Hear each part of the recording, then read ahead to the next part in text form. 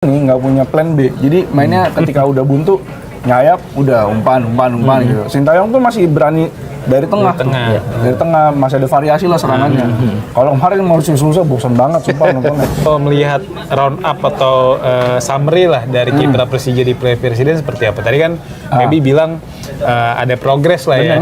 Sintayong yang kita tahu ketika membela atau menangani timnas Indonesia tuh identik dengan pola 3 back, tapi di Persija dia berani pakai pola 4 back ya kan, dengan Karim Memia. Kalau dalam kondisi full tim tuh ada Karim Memia, di back tengah ada Pankov sama Kolinger, sedangkan di kiri ada ya Arhan sebenarnya. Tapi selain Arhan, selain Donitri Arhan siapa?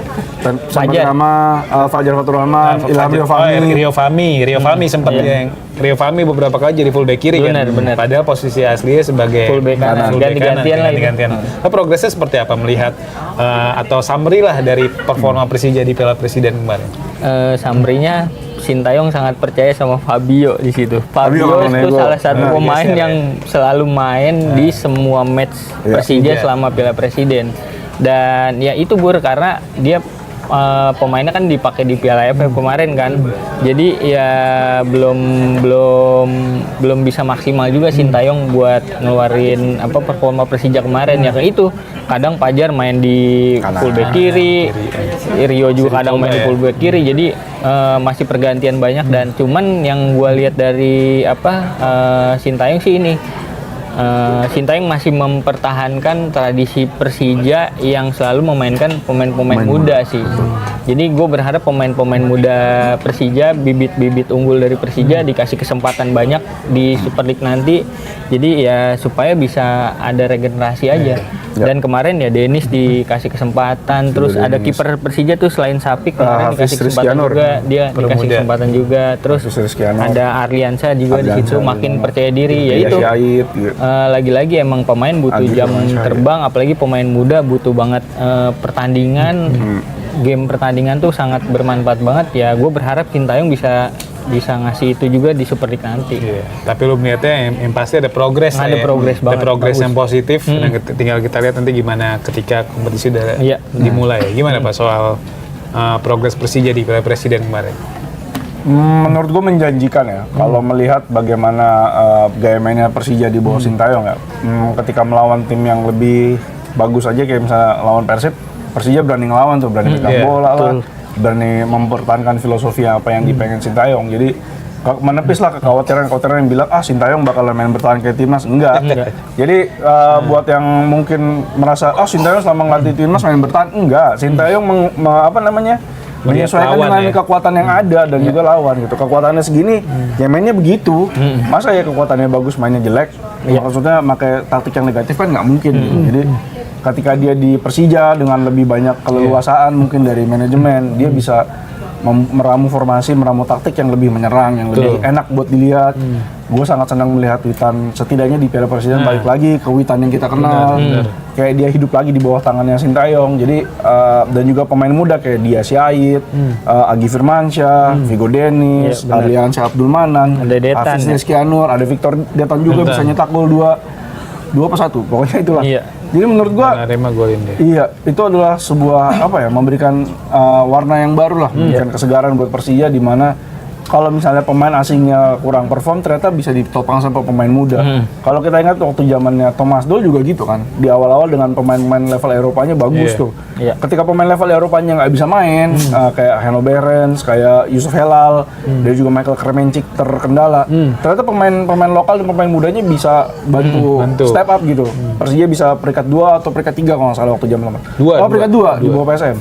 Jadi ketika pemain-pemain asing ini tidak perform, pemain-pemain mudanya perform, ternyata Persija punya core yang bagus. Jadi menurut gua kemarin ketika dari Piala Presiden rekapnya adalah satu kata menjanjikan.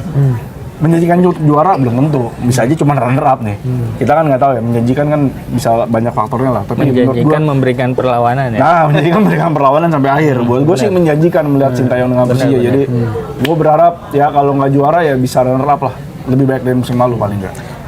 bicara juara nih, kita tahu Gubernur DKI Pak Pramono Anung ketika kerja sama Persija sama Bang BUMN itu bilang di depan Sintayong langsung Persija harus juara ya. Karena kita tahu di tahun depan kan 500 tahun Jakarta kan, ini gengsi kota dipertaruhkan, bahkan gengsi provinsi bisa dibilang ya. Gengsi provinsi dipertaruhkan. Jadi Pramono Anung tuh selalu menekankan kepada Sintayong kalau tahun depan atau di musim depan, di musim 2026-2027 Persija harus juara kan.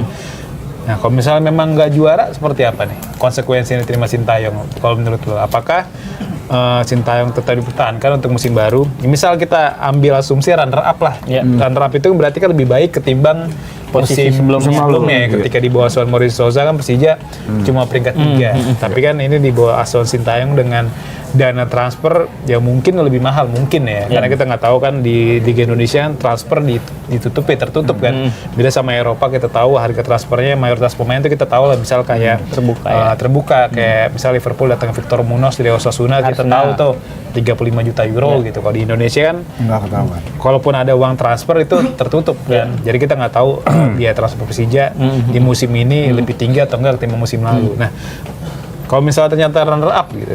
Tapi di saat bersamaan Sintayong punya kontrak 2 tahun plus 1, berarti kan kalau 2 tahun aja dia punya kontrak berarti sampai 30 Juni 2028 kan. Nah, di tahun 2008 itu kan 100 tahun Persija ya berarti ya. Nah, menurut lu gimana? Apakah memang kalau nggak juara runner up, nah asumsi kita ya bakal tetap bertahanin untuk menjaga peluang untuk jadi juara di tahun 2028 gitu. Iya, kalau runner up menurut gue sih masih bertahanin, Bur. Sintayong bakalan diganti ketika performa Persija tuh drop banget. Ketika performa Persija tuh jelek banget. Makanya buat Sintayong dan tim kepelatihannya lu harus banget nyari pemain, terutama itu pemain asing yang bagus sih, Bur, menurut gue. Karena dengan pemain yang seada-adanya kemarin di Piala Presiden aja lu udah bagus, kata Arung yang menjanjikan. Kalau menurut gue ya lumayan lah gitu. Makanya dengan masih ada jeda waktu buat nyari pemain, lu harus nyari pemain yang bagus banget supaya performa tim lu nih udah tanggung nih. Masa lu mau runner up tanggung, mendingan juara aja. apalagi ini sih Rung peluang Persijanya makin besar ya karena dia fokusnya tuh cuman beberapa turnamen doang di kan. kompetisi domestik gitu kan. Beda dengan Persib dan Borneo, mereka harus pecah strategi, pecah konsentrasi ke banyak turnamen. Jadi ini menurut gue sih peluang banget Sintayong buat ambil piala Super League di musim besok sih. Asal itu lagi. Pemain asingnya bagus menurut gue. Jangan makanya nih kan gue bilang, Rung nih si Kwon gimana sih nih mainnya jelek. Nah, apalagi Kwon sekarang cedera kan. Nah, Sintayong juga harus banget sama timnya, harus banget nyari pemain-pemain yang berkualitas, jangan yang cuma sekedar jadi pajangan doang, Bur. Makanya kemarin gue berharap banget di Piala Presiden kemarin pemain asing tuh dikasih kesempatan langsung main aja biar ngelihat. Cuman kan ternyata ada yang cedera lah, ada yang kebugarannya belum bagus lah kayak gitu-gitu. Jadi Sintayong bakalan out kalau emang Persija tuh performanya kurang bagus, performanya gaya permainannya kurang enak dilihat. Dan kalau masih di peringkat 2 masih dipertahanin sih kalau menurut gua. Masih oke ya. Masih oke. Dan bisa bounce back di musim depan ya kan. Tentunya dengan rekrutan pemain lebih baik. Gimana melihat STY kalau misalnya jadi runner up nih di musim 2026-2027 gitu. Kalau kita lihat kiprahnya Sintayong waktu sama timnas ya, ketika di ajang pertamanya dia itu nggak terlalu bagus biasanya. Tapi di setelahnya dia pasti akan lebih bagus daripada sebelumnya. Jadi kalau misalnya musim depan Persija cuman runner up, ya nggak apa-apa, pertahankan aja. Toh bisa ngincar juaranya di League Cup. Kalau di League Cup gue agak optimis dengan Persija karena cuma 3 pemain asing kan. Pemain lokalnya Persija ini bagus-bagus banget nih kalau nggak dari Piala Presiden kemarin. Jadi bisa lah. Ya sampai semifinal atau bahkan juara kalau League Cup ya.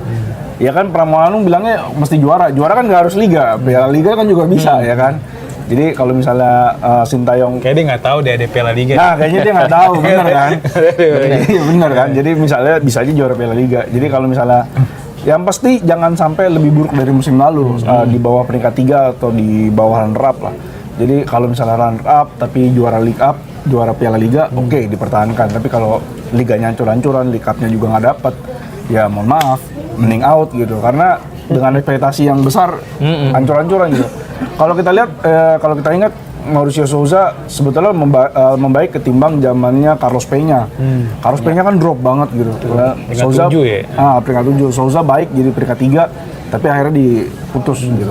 Carlos Peña datang dengan harapan tinggi, ternyata out juga gitu. Jadi menurut gua kalau misalnya itu harus dievaluasi dulu. Misalnya lebih jelek dari musim kemarin, ya mau nggak mau gitu. Yeah. Tapi kalau misalnya lebih bagus atau menyamai musim lalu, ya masih bisa dipertahankan lah. Tapi kalau gaya main Mauricio Sousa dibanding Sintayong gimana menurut lo? Kalau Mauricio Sousa yang gue lihat nggak punya plan B. Jadi mainnya ketika udah buntu, nyayap, udah umpan gitu. Sintayong tuh masih berani dari tengah. Dari tengah.